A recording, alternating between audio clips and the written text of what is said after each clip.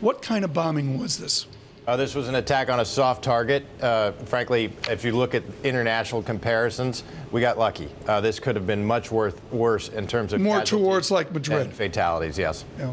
Well, the FBI had been asked by the Russian government to look into one of the brothers here. Lindsey Graham, the senator, actually questioned whether the FBI fumbled here. Listen. I want to know how the FBI or the system dropped the ball when he was identified as a potential terrorist. And the fact that we could not track him has to be fixed. It's people like this that you don't want to let out of your sight. And this was a mistake. I don't know if our laws are insufficient or the FBI failed, but we're at war with radical Islamists and we need to up our game. After 9/11, there was a real focus on connecting the dots between what seemed like disparate events. Are we no longer as careful about connecting the dots anymore? I don't think so. And I worked in this environment for quite a while. And I'll tell you, the FBI operates under very severe resource constraints and legal restraints into what it can do and how it can do it. So there are different levels of investigation that the FBI can take based on the information it has coming in about whether someone poses a threat in one way or another. What you had here was the most basic level, which was a basic interview. And at the end of the interview, 2 FBI agents wrote a memo saying, interviewed, asked the questions, no derogatory information, recommend no further action. That memo, of course, will be the subject of subsequent congressional oversight hearings. Further steps, wiretap, physical inspection, interviewing of relations, all the different things the FBI can do can't be done until there's better what we call predication. I was asked a question this week, and I didn't have the answer for it. Maybe you have it.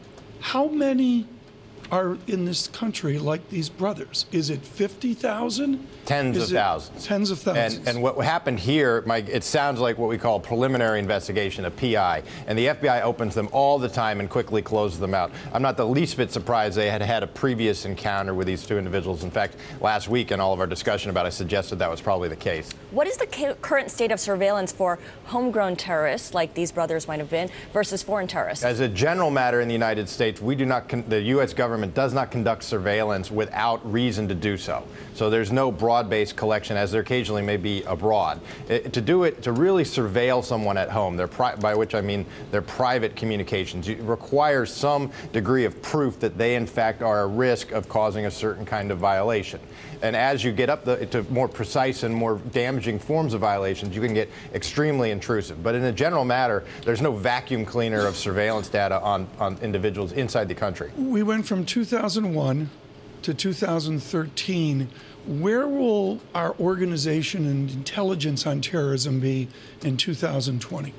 It's an excellent question. I think it will, first it will depend on if anything else happens. I think this attack will be an impetus for some reform on the domestic and law enforcement side. Most of what we did post 9/11 was really focused on the external foreign intelligence and military capabilities. The domestic side got quite a bit of attention, but I think this will remind people that we still need to be vigilant and keep working at home. These brothers have a lot of relatives in the United States. What does all the events over the past week mean for those relatives? Are they under surveillance? Are they going to be questioned more severely?